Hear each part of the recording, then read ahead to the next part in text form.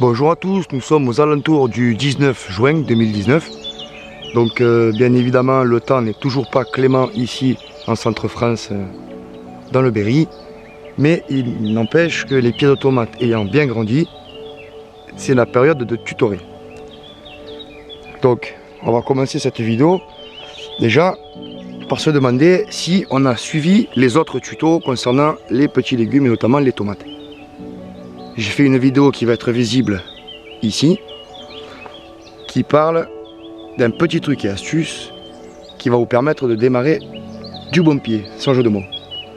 Donc je vous laisse visionner cette vidéo et ensuite vous avez un autre lien qui s'affiche ici qui vous explique qu'avec des plantes compagnes, il est possible d'aider le pied de tomate à résister à de multiples attaques, notamment de prédateurs. Maintenant, on va faire une nouvelle vidéo pour complémenter les précédents tutos. Encore un truc et astuce. Donc vous l'avez compris, on va parler tutorage. Donc, dans un premier temps, j'aimerais qu'on voie cela. L'espèce de petite lame bambou. Alors ça, comme vous le voyez, ça fait peut-être 70. C'est tout fin, tout petit. Exit, premier coup de vent, tout est cassé. De plus, c'est pas super résistant et le pied a vite fait de dépasser ce niveau là. Donc ça, c'est bien pour faire des petits tutorages, mais pour les tomates, c'est pas bon. Les cannes, ce genre de bambou là, alors ça, c'est parfait, mais chez moi, dans le midi. Dans le sud de France, il fait sec, il pleut pas beaucoup, l'été c'est caniculaire. Donc les tuteurs comme ça en bambou, en canis, ils tiennent assez bien. Et ils ne sont pas vecteurs de maladies fongiques. C'est-à-dire que c'est pas humide, le bois ne pourrit pas et ça se conserve très très bien. Ceux-ci, je les ai plantés qu'une seule fois, donc l'été dernier, et on voit déjà qu'il y a eu des attaques de champignons dès la première année. Et en plus, ils ont été quand même maltraités par l'eau, donc ils ont eu tendance à se casser rapidement. Donc ça, c'est pas une bonne solution pour mes latitudes. Pareil pour tout ce qui est tuteur en bois. Ici, c'est donc du noisetier. Et vous voyez qu'il est déjà quand même assez bien entamé. Malgré bien sûr qu'il ne soit pas si vieux que ça, il doit avoir peut-être 2 ans celui-là. Bon, c'est pas la bonne solution, le bois, l'humidité, tout ça, vous avez compris, sous nos latitudes en Centre-France, c'est pas le top. Ensuite, on avait vu ce genre de tuteur là. C'est tuteur en spirale. Alors là, la matière c'est de l'aluminium. Je vais exercer une pression d'à peu près 5 kg dessus. Voilà. Donc ça, c'est de la grosse daube. Ça, c'est vendu entre 1,50 € et 2 € dans les grandes surfaces. C'est quelque chose qui se dégrade extrêmement rapidement. Voilà, celui-ci nous a servi pendant 2 saisons. Pour l'exemple, il est entièrement rouillé. C'est censé être du galva ou de l'aluminium, je sais pas trop. Quoique le galva, c'est pas censé rouiller, ni même l'aluminium. Bon, ils sont complètement bouffés. On le voit aussi au pied. Donc je sais pas qu'est-ce qu'il y a là-dedans. En tout cas, c'est creux et c'est pas du tout solide. L'année dernière, j'en avais à peu près une vingtaine, il en reste plus que 3. Ils se sont tous cassés en 2, en 4, en 6, en 10. Donc ça, je vous déconseille vivement d'acheter. Maintenant, on a aussi la possibilité. Donc là, il y en a pour 1,10 € ou 1,20 €. Ça dépend du lot. Là, à l'unité, ils sont vendus 1,20 €. Donc là, c'est des tuteurs. C'est déjà autre chose. Donc c'est de l'acier. C'est de l'acier rigide, tort. C'est pour faire les fondations des maisons. Là, je vais exercer une pression de peut-être 10 kg. Voilà. Vous voyez, c'est quelque chose qui est rigide, qui va reprendre sa place, qui va avoir des difficultés à se tordre. Et en plus, il est fait en barre pleine. Et pour couronner le tout, il y a un trou en haut là, qui fait qu'on peut parfaitement y introduire un câble pour pouvoir attacher les tuteurs ensemble. Donc là, bien sûr, il y a un coût, c'est 1,20 € pièce. Ou alors c'est 1,10 € si acheté par 30. J'ai acheté ça moi dans un magasin de, je sais plus, de bricolage, jardinage. Il y a une espèce de revêtement dessus. Et j'ai pu constater par des collègues qui ont ce genre de matériel depuis quelques années que ce revêtement là aura tendance à partir, mais il va pas entamer le pied de tomate. Il ne va pas abîmer le pied de tomate. Donc ça a été quelque chose qui a été roulé, poli. Vous voyez, il n'y a pas vraiment de relief. On voit très bien que c'est une barre tort. qui a été torsadée quoi, qui a été mis en forme de spirale. Donc elle a ce revêtement pour pas rouiller, mais j'imagine que dans les années à venir ça va commencer à rouiller. Évidemment, cela pourrait être facteur de maladie, mais ayant pu constater sur plusieurs saisons des collègues qui utilisent ce genre de choses, ils n'ont pas été embêtés par ça, donc j'ai dit pourquoi pas, je vais essayer. Et maintenant, ma solution à moi, celle que j'ai déjà utilisée plein de fois, eh ben, c'est directement la barre Thor. Sans peinture, sans rien du tout. Rayon bricolage de votre magasin préféré. Vous achetez une barre de 6 mètres et vous les coupez en 1,50 m. Ça va très bien. Ça veut dire que vous payez la barre, si je dis pas de bêtises, elle coûte 2 €. Extrêmement rigide. Là, j'exerce après une pression de 10 kg. On va ici à 20 kg, vous voyez. Il se tord quand même assez difficilement. Il va avoir tendance à reprendre sa position de départ. Donc c'est du métal blanc aussi. Il y a un petit peu de rouille dessus. Mais bon, a priori, c'est pas quelque chose qui est gênant. J'ai vu plein de vidéos où les gens utilisent ce genre de choses. Et là, c'est vraiment pour moi le plus économique et le plus adapté, bien sûr, à mon climat. Donc, je pense qu'au vu des résultats que j'ai eu les années précédentes avec ce genre de matériel, je peux vous encourager à les utiliser sans craindre de maladies liées donc à l'utilisation de ces barres. Donc ensuite, petit point concernant les tomates, vous savez qu'elles n'ont pas besoin forcément de tuteur.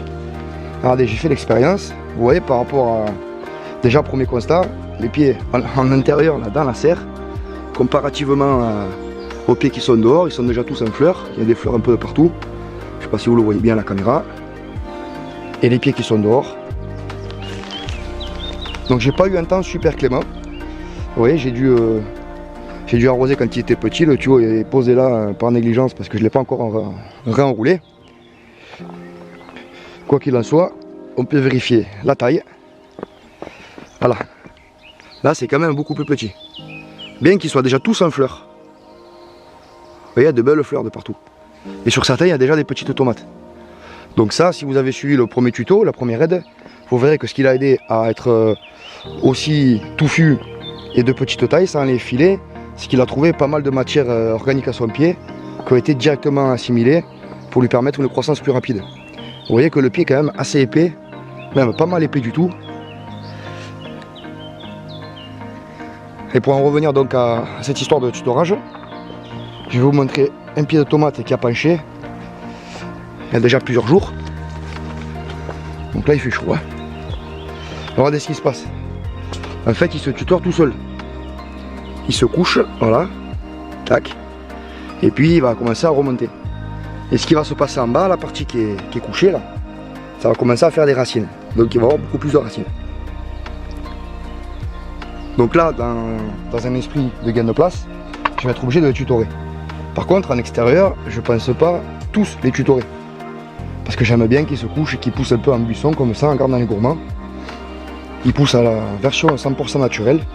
C'est pas mal aussi. C'est sûr qu'après, on n'est pas dans la recherche de rendement, mais on est dans la recherche de qualité. Vous voyez, donc les fleurs sont bien là. Ça semble peut-être petit, mais je peux vous assurer qu'ils sont vraiment en très bonne santé, que les gourmands sont bien développés. Je pourrais parfaitement en prendre quelques-uns pour les repiquer, sachant qu'il faut à peu près 10 jours pour qu'ils soient après remis en terre. Ça peut aller très vite. Et vous voyez aussi qu'ils sont en culture associée là. Il y a des fleurs, il y a des salades, vous voyez des haricots. Donc voilà, il n'y a pas de souci. Pas d'attaque non plus sur les feuilles de salade. Il y a eu un petit coup de chaud là. Voilà, tout simplement. Donc il va falloir venir, pour ce petit tuto là, rapide, il va falloir venir planter votre tuteur. Vous prenez de préférence un petit marteau pour taper dessus. Je vais essayer de ne pas perdre la caméra.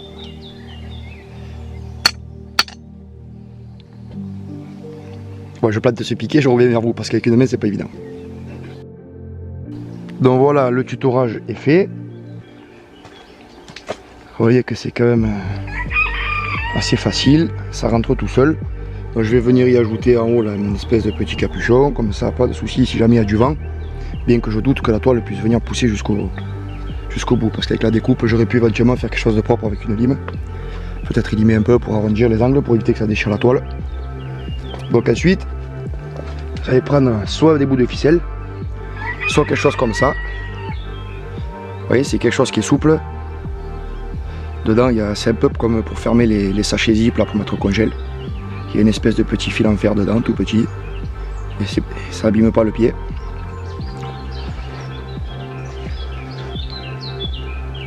On va venir l'attacher.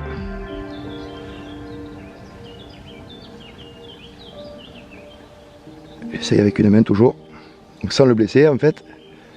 Voilà, juste comme ça. De façon à ce que ça ne puisse pas le blesser.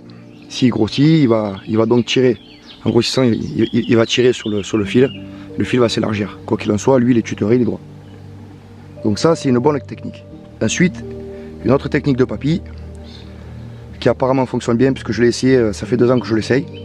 Pour éviter le mildiou, surtout en milieu fermé, comme ici, dans une serre, un fil de cuivre. Vous voyez que j'ai dénudé là, en bout. Donc c'est du diamètre 2.5. Et ça, on vient le planter directement, à peu près à 20 cm, ici. Vous voyez, à peu près 20 cm, c'est l'axe le plus épais. Et je vais venir le planter ici, dedans. Tac. Donc j'ai jamais constaté de maladie suite à cette opération. Par contre, j'ai constaté que les pieds de tomates étaient beaucoup plus résistants au mildiou. Donc croyance populaire ou pas, moi j'ai plus de mildiou quand je plante ce petit bout de câble en cuivre. Voilà, donc pour ce petit tuto, il ne me reste plus maintenant qu'à attacher mes pieds de tomates. Faites-en de même. N'oubliez pas de rajouter les petites fleurs qui vont bien. Et puis je vous souhaite un bon bricolage. Allez, à bientôt. Si la vidéo vous a plu, n'hésitez pas à me soutenir en déposant un petit pouce bleu qui m'aidera à faire connaître le contenu de ma chaîne sur les moteurs de recherche. En vous abonnant, vous recevrez les toutes dernières mises à jour. Et si vous avez une question, n'hésitez pas à déposer un commentaire. J'y répondrai comme d'habitude avec grand plaisir. D'ici là, je vous dis à très bientôt et joyeuses plantations.